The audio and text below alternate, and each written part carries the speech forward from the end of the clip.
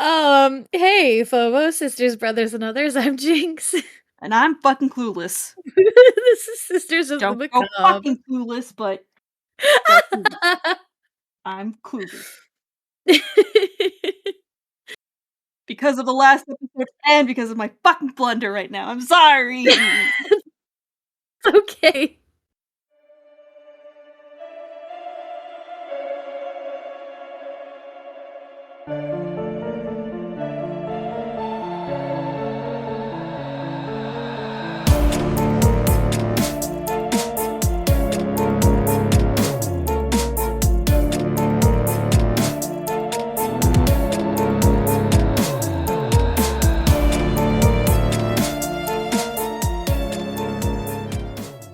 Q said that there was a slight blunder with the episode that we posted today. We're literally recording this today.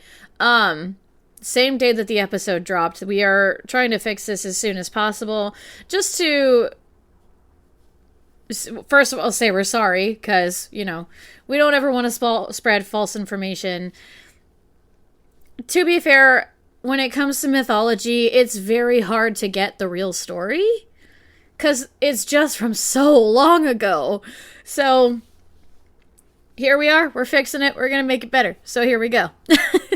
And my thing with this mythos is that because there are other overlapping similar deities, gods, and whatnot, spirits, a lot of people that are putting out information will cross-reference and mix them up. I do know that I had a teacher back in the day that basically said, oh yeah, Roman gods are basically the bootleg of Greek gods. So there is that mentality out there. So it's just, I'm sorry that I hyper-focused and I fell down a tunnel and I was just so hyper-focused on getting any and all information that I can that it didn't click until the last minute that, oh shit, are they talking about this guy or this guy? Yeah, and you know what? Again, that happens. We're human. But the important thing is we're coming up and we're trying to fix it. So, we got it. It's not a big deal. It's not the end of the world. You made the same mistake so many others make, And here's the thing, I thought it was different too. But when you had the question of who was his lover, then I was like, all right, well, let's look it up. Let's do a little bit of research. And then I was like, wait a minute. Something's not clicking here. So, this is how we learn, though. I mean, we have to get it wrong sometimes in order to be able to get it right. I'm going to start us off, and then we'll go on from there. Okay. Take it away, Jinx. All right. Taking it away. In Hesiod's Theogony, said to be written about 700 BCE, Eros has no parentage. He is one of the first things to ever exist. First there was chaos, the yawning void. Then there was Gaia, the earth. Then Tartarus, the deep abyss. And finally, Eros, the force of attraction and generation, or creation. He is not a kid with a bow. He is a cosmic principle. He is the power that makes things move toward each other. The energy that allows creation, birth, and order. The reason gods and elements combine instead of remaining sterile and separate. Without Eros, the universe would be static. He was not just love in a romantic sense. He was sexual drive, fertility, magnetism, the impulse to create life, and even the pull between cosmic bodies. He is not a symbol of Valentine's Day. He resonates more as gravity with desire, as in pulling everything together. He had no parents, no childhood, no wings. He simply was. Early Greek poets treated Eros as something overwhelming and frightening. He is primordial, so he overpowers gods and man alike. He can literally destroy reason. He bends even Zeus to his will. Now, in Orphic traditions, he is tied to the cosmic egg, basically saying that the universe starts with a silver egg. From it bursts Phanes, or Phanes, I don't know how to say it. Or Eros, a radiant, double-sexed creator being. Donc quoi? What? Yeah, a radiant, double-sexed creator being. We we what? We what? What? Double sexed? Hermaphrodite? Uh-huh. Okay, I know that Aphrodite and Hermes had a child, and their name was Hermaphrodite, and I thought they were the first god to be the Hermaphrodite. That's the name. The most shippiest name I've ever fucking heard, and probably the first ever recorded one. Yeah. The very first ship name. Of course it would belong to Aphrodite and Hermes of all fucking people. Yeah. Of all gods. Yeah. I mean it fits. It's funny. But yeah, but this is according to Orphic traditions, which is around the time of Orpheus. It's like early 4th and 5th centuries. But this Eros brings light and organizes the cosmos. According to these early traditions mentioned long before Hesiod's theogony by Herodotus, Plato, and even Euripides. So, I mean, we had like the big guys were talking about this. This version of Eros was more similar to a creator deity, a force of fate and necessity, still considered a being older than Olympus itself, but just a little bit different. Now, by the classical period, Greek mythology began to change. The Olympian family structure became more dominant in the belief system. Gods were reshaped into more relatable personalities, while philosophers began reinterpreting myths. Poets began calling Eros a son of Aphrodite and Ares, a son of Aphrodite and Hermes, which, you know, those two coincide a little bit. And sometimes was born with Aphrodite and Seafoam, which she also came from Seafoam, so it makes sense. This new Eros served different purposes. He explained romantic obsession, appeared in love stories, and became a companion or sometimes attendant of Aphrodite. He was shifted from a cosmic engine to an emotional character. But here's the thing. For centuries, Greeks actually believed in both versions at once. The primordial Eros was an ancient, faceless force present at creation. He's more like a law of nature. The Olympian Eros was winged and youthful, carried a bow and arrows, and caused specific people to fall in love. He was the star of later myths like Eros and Psyche. They weren't contradictions of each other, more that one was cosmic power while the other one was personified manifestation of desire. The transformation of Eros shows something that happened quite often in Greek culture. Myths were moved from cosmic religions to human storytelling. Desire became personalized, much like everything else the gods represented. The universe became family drama instead of abstract forces.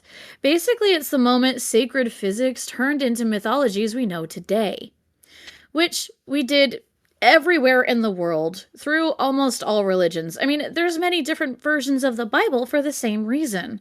Mythology, in order to be understood, needs to be changed and evolved, or in this case, devolved, in order for human consumption and to make it more tangible. So that's kind of why he was turned.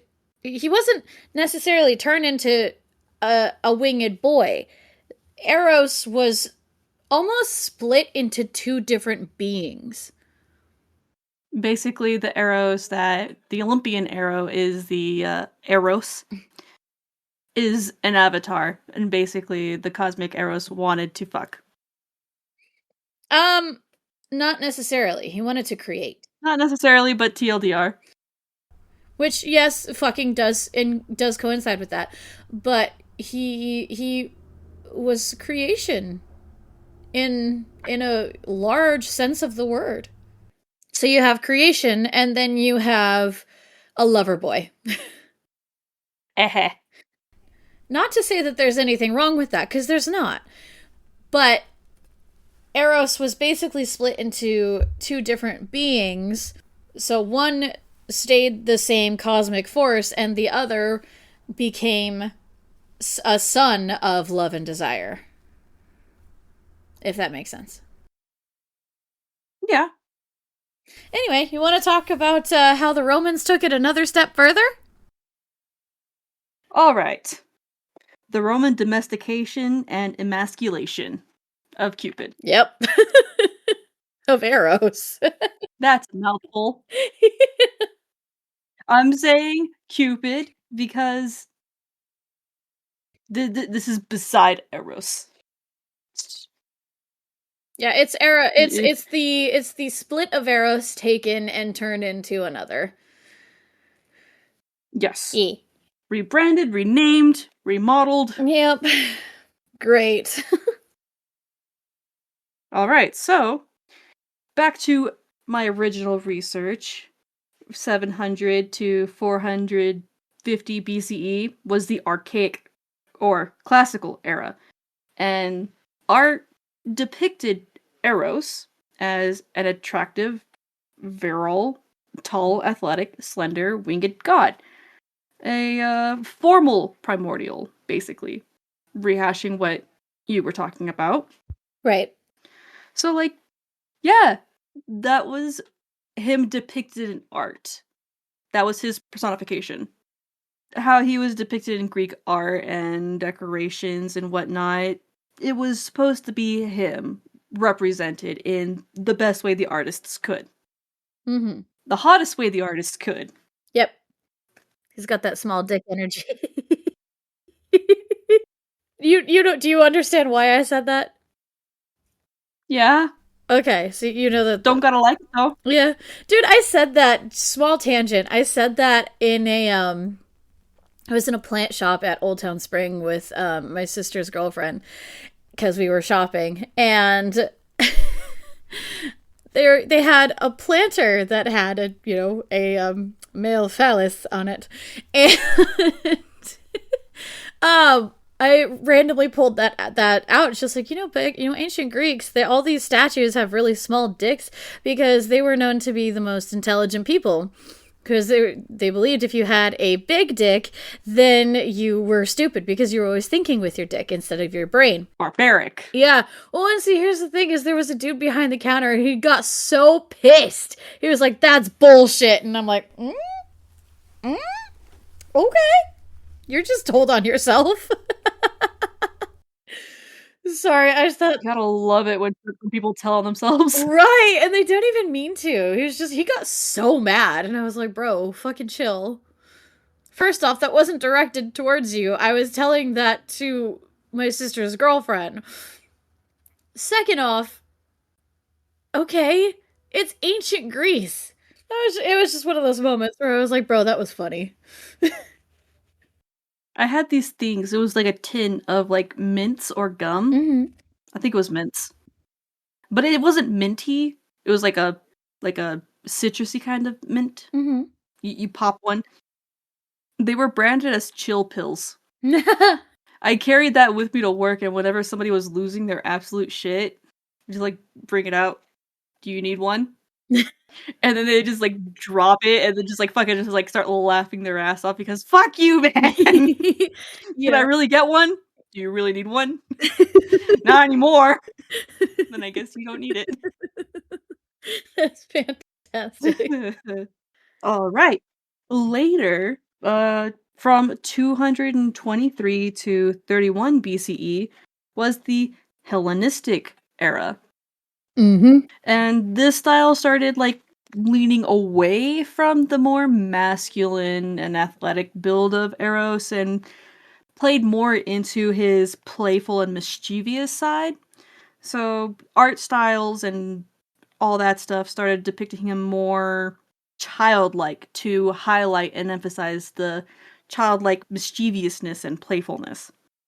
And then later on, in the tail end of that, they started making him look a little bit childish, a little bit toddler, but it was mostly to depict him as childlike and mischievous. And yeah, the Romans took that. They saw that, took it, and during the Roman imperial era, embraced Cupid as an infant, or infantilizing him. Because of that, they thus stripped him of his threatening virility and physical prowess of Eros, rebranding him as more of a lesser god of the emotion, desire, and attraction, rather than this primordial god. Lame. Yes. They emasculated him. Turned him into a literal infant. They turned a primordial god into a baby. That was pretty fucking Rude, rude. yes.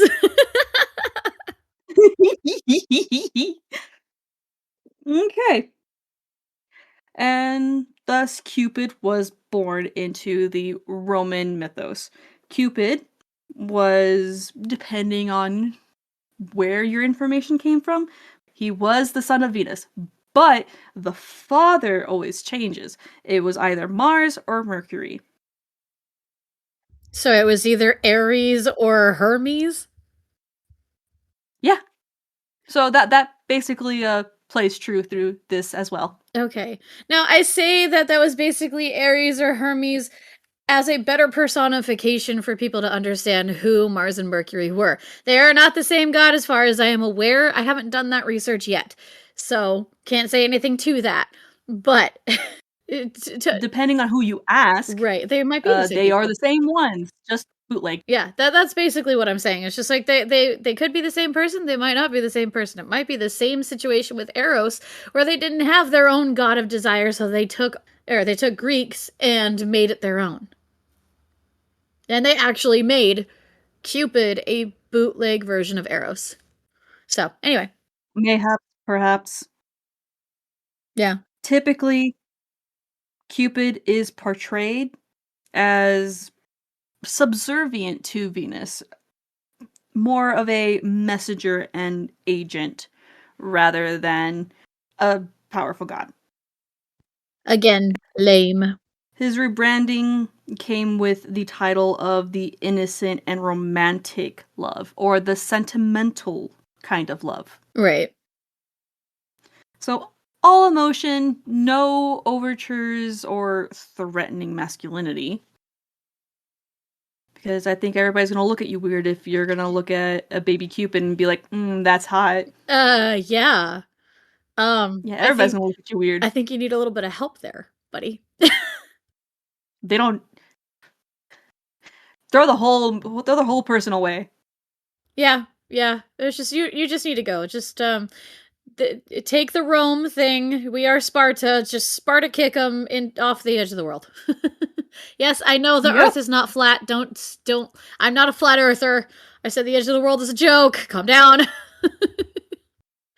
Just for anybody listening. I'm well aware. I was gonna say, beat him, kick him down a river, and forget about it. Pretty much. Pretty much. Yeah. Yeah, just fucking Sparta kick them. I decided to go a little bit further, and I found out exactly why there are so many little cupids. Oh, look at you, big research Because energy. I'm Yes. trying, okay? I am trying. Yes. I am here for it. Pop So, off. for Valentine's Day, you would think, oh, one Cupid, or one god, one lesser god Cupid, there should be one Cupid. But then you see all these videos and all these cartoons and Valentine cards, if you know, you know. Yep.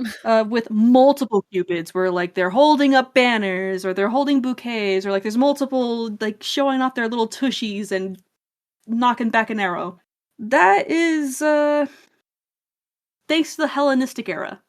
Much like the rest of this. The Greeks, yeah, yeah, the Hellenistic era was the downfall of Eros and Cupid. I mean, the Hellenistic era was Or the downfall of pretty much every god in Primordial. But anyway, we'll get into that on another episode. yep, we'll get there when we get there. Yeah. In Greece, during the Hellenistic era, art depicted Eros as Erotes or Erotes, basically as multiple, not because they believed that there was more than one Eros, but to have a visual representation of different types of love, chimeros being desire and pathos being passion among them. So it wasn't supposed to be a, oh look, we've cloned one god. It was supposed to be, look at this. This god encompasses all of these ranges of emotion, all of these ranges of love, all of these are all one god's domain, and that is Eros. So each one is like a different representation of like the different types of love. Yeah. Okay. Like you were saying, obsession and all that. That is Right. all Eros. Right. All of it. Right. They're all parts of him, but all of the basically other cherubs that came through all personified a certain version of that. Okay. Not the cherubs.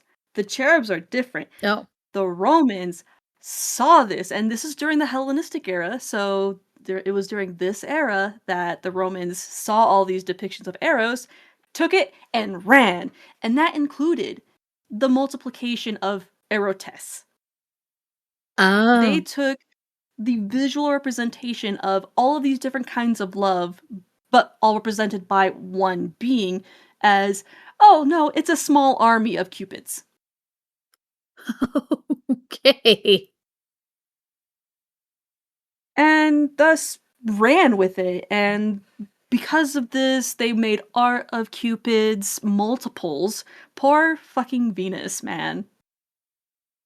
Poor Venus. Yeah. All those kids. All those kids. Yeah. Jeez. I mean, Anyways.